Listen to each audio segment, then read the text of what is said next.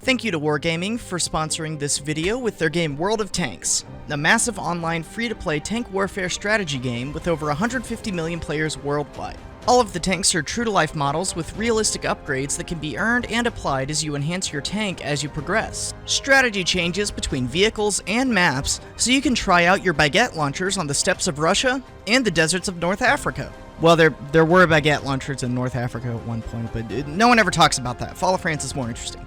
Take part in joint operations to spot, track, and destroy enemy units, and get revenge for those poor little destroyed French tanks by downloading World of Tanks for free here, and use my code TANKTASTIC to unlock a bonus T-127 Soviet bias machine, 500 gold, and 7 days of premium time.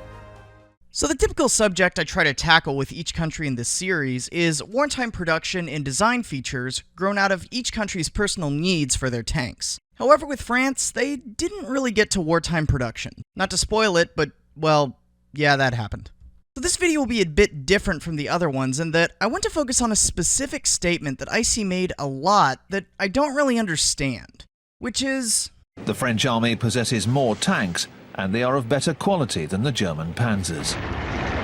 And as I was preparing for this video, I ran into this statement fairly often and couldn't shake the question of, is this really true? The French are really the inventors of the modern tank, coming up with the first one laid out like it's supposed to be during World War I and using it to carry them to victory. I mean, there was other stuff that helped too. Bit of an understatement. But the tank really changed the battlefield, and the FT itself had a huge impact on its own, really starting a revolution around the world reflected by how everybody shamelessly copied it as soon as they could, and its further development, along with other tanks, were pursued after the war by France. However, World War I had a deep and long-lasting effect on France, with countless impacts and countless facets of their society. But the two important ones for our topic today are manpower and money, that greatly shaped French tank development in the interwar era. France was very happy with the FT's design, and was more than happy to keep it around, and probably kept it around longer than they should have. They do eventually move on, however there were certain aspects of the FT that France simply couldn't shake.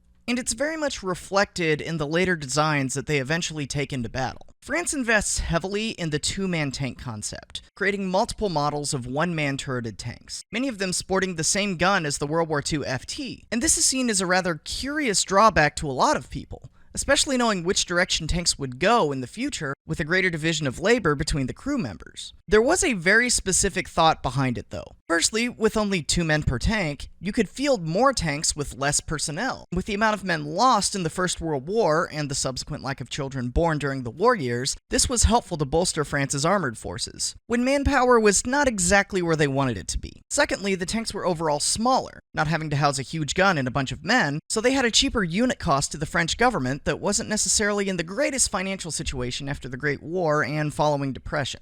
Now, France wasn't quite as cash-strapped as is normally said, and as the years went on, the military budget grew, but it was still something they were very much paying attention to and would prefer over a larger, more expensive tank. And lastly, the French had a whole metric ton of ammunition for these guns, and really a lot of spare guns themselves left around from World War I. So it's very easy to produce them and fit them into these turrets. Or if you need to, you can just slap an FT turret onto a better hull and don't have to worry about the supply issues. And because of the great emphasis placed on infantry support for the vehicles, this amount of firepower was really deemed adequate. Now you may still be thinking that these reasons still don't justify leaving the tanks still lacking so much, but hey, I only promised you reasons. I didn't promise that they'd be airtight.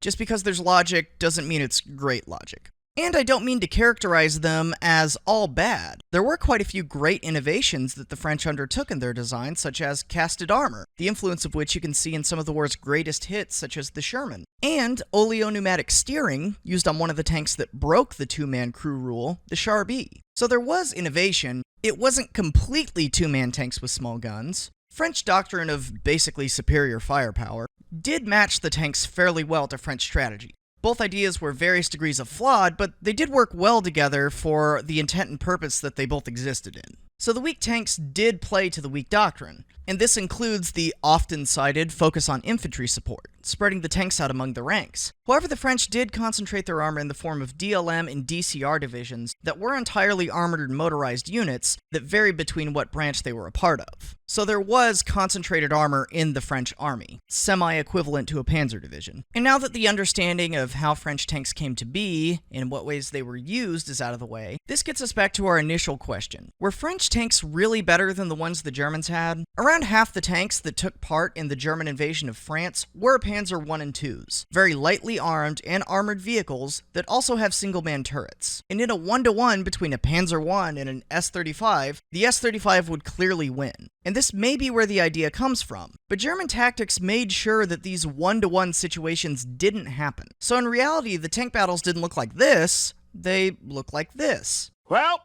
we're boned. With the Germans concentrating their armor in a spearhead whose numerical superiority would overwhelm and cut right through the French lines, tanks included. And even though half of the German tank force was made up of single-man turreted tanks, there is a very big difference between one-man turrets and one-man turrets, with the German single-man turrets having a lot better visibility and being a lot more comfortable in their layout. This only begins to tell half the story though, because in the Panzer III and Panzer IV, along with to a certain extent in the 38 and 35Ts, the Germans did an excellent job of making 2- and 3-man turrets so that the crew could specialize in specific tasks and do all their tasks more efficiently. So the commander was just commanding, the loader was just loading, and the gunner was just gunnerying,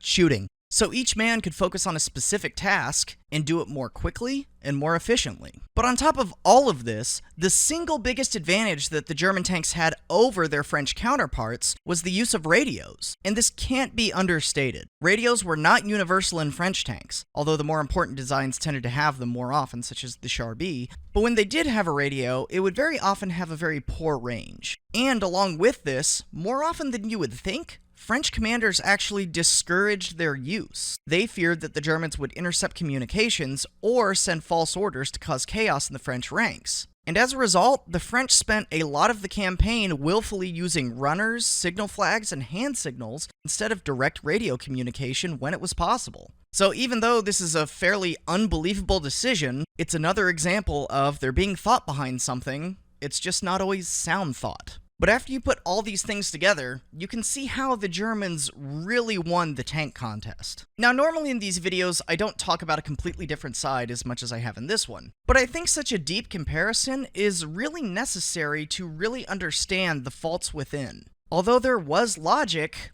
it was very incorrect logic, and French design suffered quite a bit because of it. Whereas the Germans, even with their own 2-man tanks with single-man turrets, design and implement them in a much more sensible way.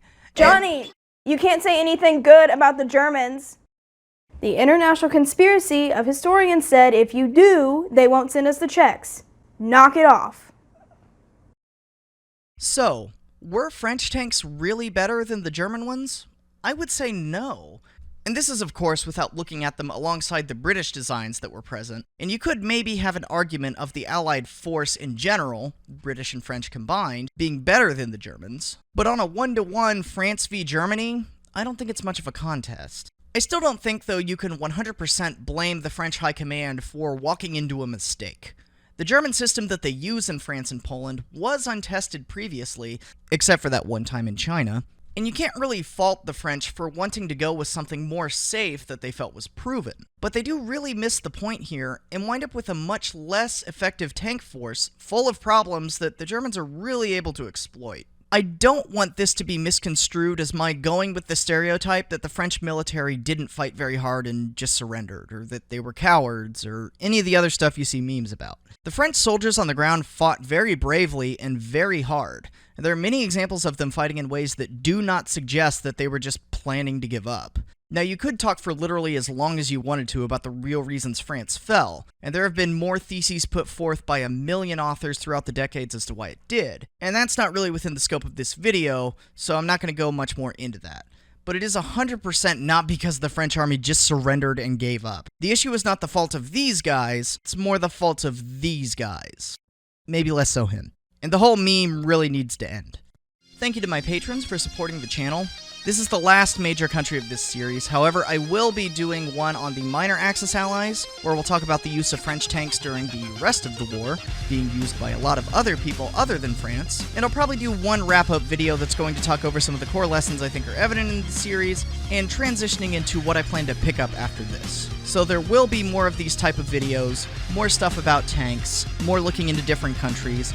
The focus is just going to shift. This series was more about the economic, somewhat doctrine sort of things that influenced tank design, what the different countries wanted, and why their tanks were a certain way, and going forward we're going to talk about different aspects of them, probably starting with the tank destroyers of each country, and the different doctrines that went into that. Thank you to everyone who's watched all these videos and has been so supportive of the series. It feels good to be almost done, but it's also really sad. So on the next one, we'll be discussing Romania and the other smaller Axis nations, as I know that's been much requested, and I will see you all soon.